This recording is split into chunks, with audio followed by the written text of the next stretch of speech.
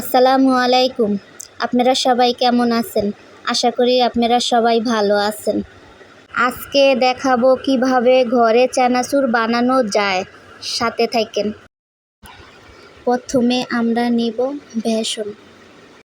পরিমাণ মতো মশলা দিয়ে ভালোভাবে মিশিয়ে নেবেন। তারপর একটু পানি দিবেন, ভালোভাবে মিশাবেন। দেখবেন ভিতরে কোনো রকমের দানা যাতে না থাকে।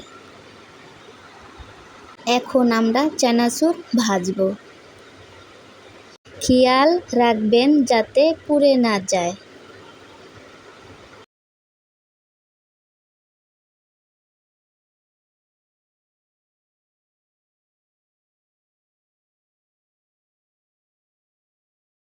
এখন চিড়াটা ভেজে নেব।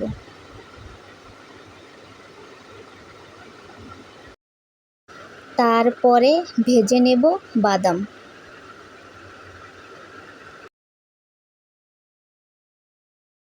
তারপরে ভেজে নেব ডাবলি বুট। তারপরে ভেজে নেব রসুন।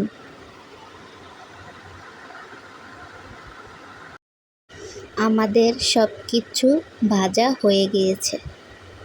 চানাচুরগুলি এইভাবে ভেঙে নেবেন। এইবার আমরা একে একে মিক্স করব।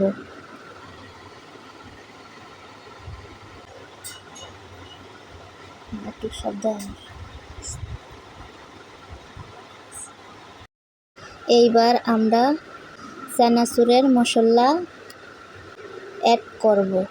1.5 চামচ শুকনো মরিচের গুঁড়া। তারপরে মিক্স করব চাট মশলা। তারপরে মিক্স করব টক লবণ আর খাবারের লবণ। তারপরে মিক্স করব রসুন ভাজা।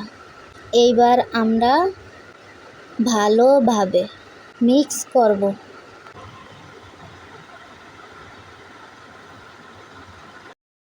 এই দেখেন, হয়ে গিয়েছে আমাদের চানাচুর ভাজা।